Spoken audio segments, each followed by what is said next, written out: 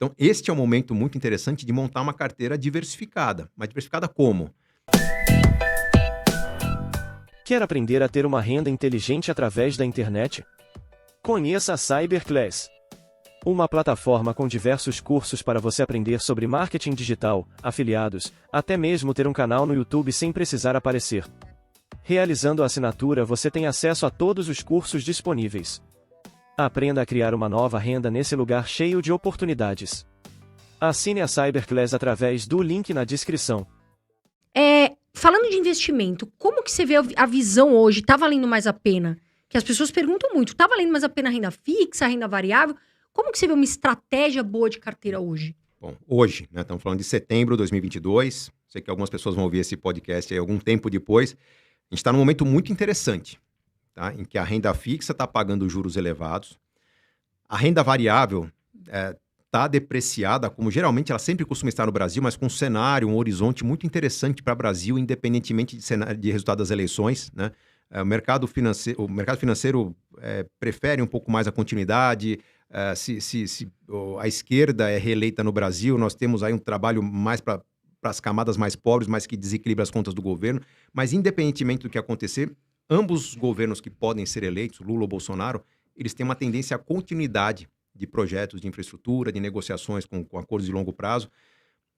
Eu vejo uma tendência do mundo dos investimentos dar uma atenção especial para o Brasil. Então, há uma tendência interessante para o Brasil ser a bola da vez em renda variável, principalmente puxado por commodities, né? O Brasil não está afetado por guerras, o Brasil está aumentando a produtividade no campo, tem reservas infinitas de minério lá em Carajás, enfim. Os grandes negócios brasileiros, até Petrobras, né? A gente fala, puxa, mas petróleo, será que não está fadado ao fracasso? Pô, Petrobras é a maior investidora em energia eólica do Brasil. Então, o agro, né? Muito forte. O agro que é muito bom, muito pesado no Brasil. Exatamente. Então, a gente está com várias perspectivas muito interessantes. Então, este é um momento muito interessante de montar uma carteira diversificada. Mas diversificada como? Eu não olho investimento sem olhar estratégia. Eu acho que essa é uma lacuna a ser preenchida no Brasil ainda. O brasileiro não tinha a menor ideia do que era investimento há 4, 5 anos atrás. Hoje nós temos 5 milhões de CPF, logo deve ser 6. Todos muito jovens. A média das pessoas que estão entrando na Bolsa são pessoas bem mais jovens do que era há 10 anos atrás. Os jovens têm um pecado. Eles procuram rentabilidade. Eles procuram resultado... Rápido. Não digo... Não rápido em termos de ter na mão, mas eles querem acertar logo a tacada. Pode ser de longo prazo, mas eu quero ter o ativo que vai me dar 10 vezes minha aplicação daqui a 5 anos. O problema do jovem é que ele não está percebendo que ele está entrando num vácuo de construção de riqueza, uma riqueza que ele pode não desfrutar nunca. Eu, nos meus 24 anos de carreira, dei muita consultoria para caras que...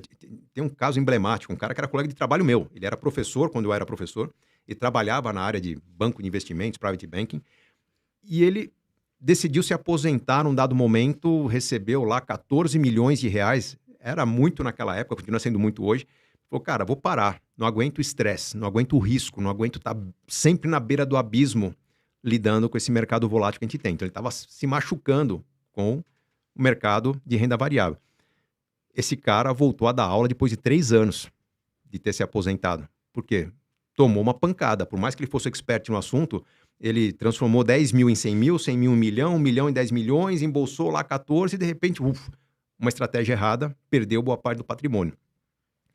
O que falta aos nossos jovens investidores? Falta uma noção mais clara de objetivo. Não é que eu quero 10, 15, 20, 30% ao ano. Eu quero investir um certo valor para colher tal resultado no longo prazo. Não necessariamente resgatar, né? Mas eu quero juntar 3 milhões para lá na frente viver com 15, 20 mil de renda de aposentadoria. Além disso, eu quero passar uma temporada no exterior. Além disso, eu quero fazer um curso. Então, quando a pessoa investe, por exemplo, em cripto, e fala, puxa, eu pus 10 mil que viraram 20, que viraram 200. Se a pessoa não tem o objetivo quando chegar a 200 eu vou tirar 50 e vou realizar um sonho, esses 200 vão virar 100 em algum momento, vão virar 50, daqui a pouco vira 300, e vai ficar surfando isso vai fazer mal para ele. Se a pessoa investe no investimento mais agressivo e aprende a realizar alguns projetos e aportar outros resultados para colher resultado interessante, ele vai ter vários projetos sendo concretizados, dando um sentido para a carteira dele. E aí, quando a gente fala, qual o melhor investimento? Bom, a pessoa precisa ter primeiro uma reserva de emergências. para não ter ansiedade, essa pessoa precisa acomodar imprevisto no curto prazo. Exato. Se eu olhar os últimos 20 anos de Brasil, talvez esse seja o melhor momento para comprar ativos de renda fixa que me deem uma boa reserva de emergência. Hoje eu ainda consigo mais de 100% do CDI, alguma coisa... A gente fala de reserva de emergência e sempre está falando de investimento de curto prazo, né? Mas eu, por exemplo, não tenho tanta liquidez na minha carteira. Eu tenho muitos investimentos que foram comprados nos últimos 5, 10 anos, que eu sei o quanto vai vencer de CDB de baixa liquidez no mês que vem, no outro mês. Então, poxa, se eu preciso, digamos, de 5 mil por mês, e eu tenho no mês que vem vencendo 30, no outro 32, no outro 20, eu sei que uma parte cai na minha conta, outra parte eu reinvisto. Então, chega uma hora que basta ter um bom produto de renda fixa na minha carteira. Nós temos produtos fantásticos de renda fixa. Agora eu tenho projetos de longo prazo. Bom, longo prazo cabe bem uma renda variável, né? Vamos para cripto, small cap? Não. Eu iria para uma renda variável mais comportadinha. Porque se tudo der errado na minha vida, eu quero ter certeza naquilo. Ações mais tradicionais, ações um pouco de carteira, de uma carteira com um bom potencial de crescimento. Aí eu tenho outros projetos que eles são menos obrigatórios. Eu quero trocar de carro daqui a 2 anos. Então eu preciso juntar lá, sei lá, 20 mil reais para trocar de carro. Mas eu vou fazer uma aposta em cripto, eu vou fazer uma aposta em empresas que estão meio depreciadas aqui, que se eu acertar nessa aposta, aos 20 mil eu acrescento o que der de resultado. Pode ser mais 50, mais 100, mais 120. Eu vou ter um carro muito mais sofisticado se eu tiver um sucesso numa aposta ousada. O cenário agora é interessantíssimo. A gente vê o mundo depreciado, o Brasil depreciado na renda variável, fundos imobiliários depreciados, né? Então, geradores de renda estão depreciados e a renda fixa está lá em cima. Se eu montar uma carteira balanceada, né, um pouquinho de cada coisa, se alguma coisa perder valor, eu tiver de onde tirar para comprar aquilo que ficou mais barato, eu estou num cenário perfeito para qualquer tipo de investimento hoje. Você acha que a bolsa está barata hoje? Por exemplo, se a pessoa for olhar para os setores que você gosta, quais setores você gosta e você acha que está barato? Eu já não invisto em bolsa, diretamente em bolsa, há um bom tempo. Eu realizei boa parte da minha carteira de ações no meio da década passada.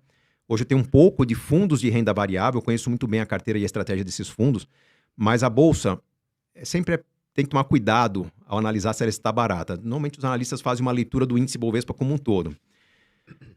Eu acho que tem, dentro do índice Bovespa, papéis que se comportarão papéis que terão um bom comportamento numa eleição de um governo de esquerda, papéis que terão outro bom comportamento numa manutenção do governo Bolsonaro.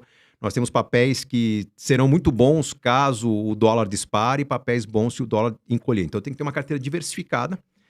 Eu sempre gosto, no Brasil, dos setores financeiro e de varejo. Sempre diversificados. Tá? O mercado financeiro está passando transformações incríveis, as grandes marcas elas são poderosas, as pequenas marcas têm que ser respeitadas, pequenas marcas mais recentes, né?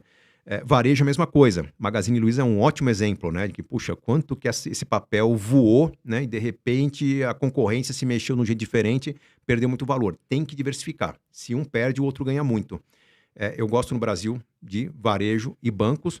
E neste momento do Brasil, eu daria uma atenção para tudo que está relacionado à exportação e commodities agrícolas. O Brasil está aumentando muito a produtividade agrícola. Não sei o quanto vocês viajam pelo Brasil, mas entrou na fronteira com o Centro-Oeste, qualquer estado do Centro-Oeste, você entrou no primeiro mundo. Você está num lugar que as pessoas são felizes, a vida é segura. Você fala Mato Grosso. Mato Grosso do Sul, Goiás, Rondônia. Eles estão tranquilão, né? Eles estão sempre relax. Um pouco relax. Esse Centro-Oeste se uniu de uma forma como se fosse uma federação à parte. Não teve nem Covid lá. É impressionante que a pandemia não afetou tanto. Não, desculpa, famílias que perderam vidas lá, mas o impacto da Covid foi muito mais leve no Centro-Oeste, porque ali a região pujante, os países estão fechando fronteiras, perdendo produtividade, o Brasil só ganhando produtividade. Os jovens que nasciam lá e queriam viver nas grandes cidades, se estão indo para as grandes cidades, é para aprender e voltar para lá. As universidades lá estão crescendo muito. Então tem um Brasil que está criando um resultado que eu acho que ainda está para mostrar o impacto disso no PIB verdadeiro nos próximos anos, quando os países concorrentes vão começar a aprender lições com o Brasil. Nós não só estamos mais produtivos, como nós somos talvez o melhor país do mundo em termos de resultado potencial com redução de carbono. Ninguém gera tanta redução de CO2 quanto o Brasil hoje no mundo. Nós só não estamos organizados em relação a isso. A hora que a gente organizar uma bolsa de neutralização de carbono no Brasil, cara, segura essa economia, capaz de se tornar um dos 3, 4 países mais ricos do mundo. Então o potencial do Brasil é muito bom para os próximos anos e montar uma carteira de investimentos, apostar no Brasil. Não citei negócios imobiliários e pequenos negócios também, tá? Todos tendem a se beneficiar desse momento interessante que o Brasil pode criar, principalmente se houver uma responsabilidade dos próximos governos.